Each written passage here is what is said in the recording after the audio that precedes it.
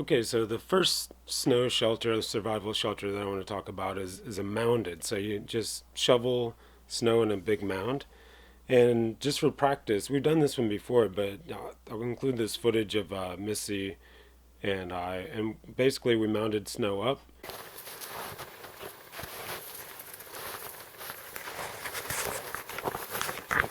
Let's go inside.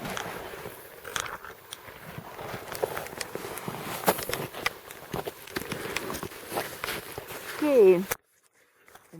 And then we dug in a tunnel. And, we try to make that a little bit higher than everything else. And then you have a sleeping area. So when you're doing this one, you mound your snow up as much as possible. And then when you're digging the entrance, you have to keep kicking the snow out from in front of the entrance so you can have that dip, so that the air can flow down into it. Sometimes you have to, dig a little trench in front. And then, like I was saying, you need 1 foot sticks so that when you dig, you can find the tips of those sticks.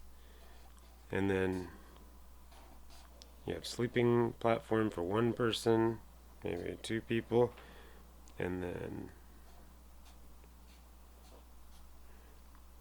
all the air is going to flow, the cold air is going to flow downhill and then away.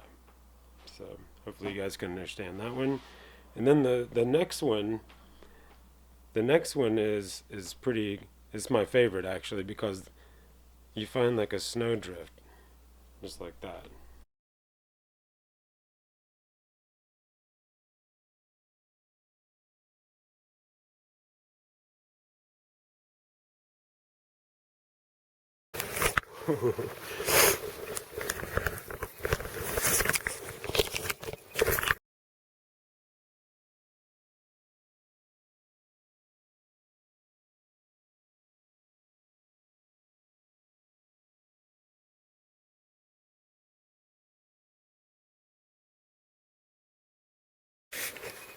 There's no cave. That's the outside.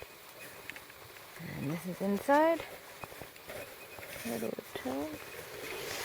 Here. This is it. So you want to find a snowdrift, and basically you want to make sure you have some escape area for the air to go down. Dig your tunnel here, the entrance,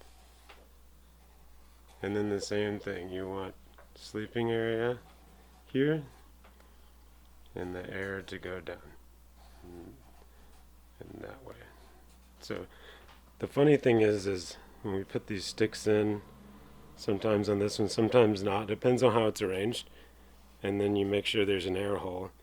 And in the middle of the night, Missy woke me up, really upset, and she was scared that a moose or a jackrabbit of some sort would crash through the ceiling and crash the cave down on us.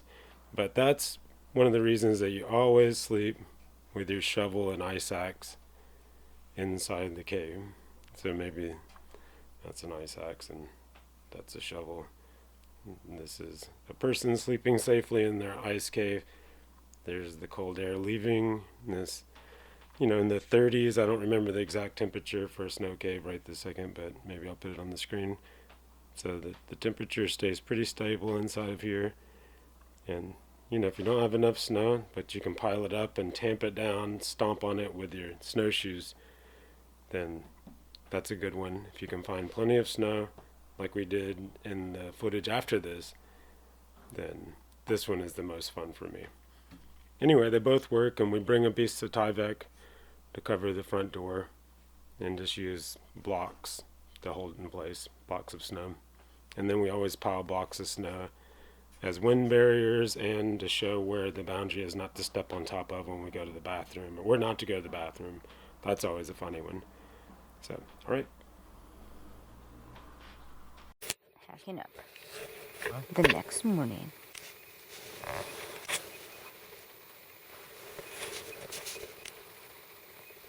Hi, Joe.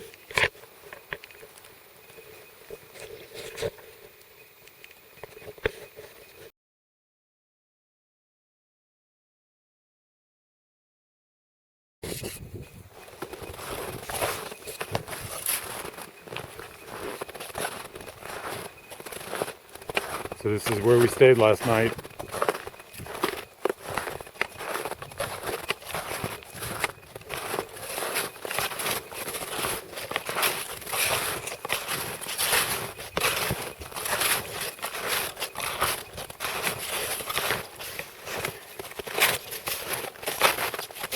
We were building this till maybe 8 o'clock. This is the bathroom.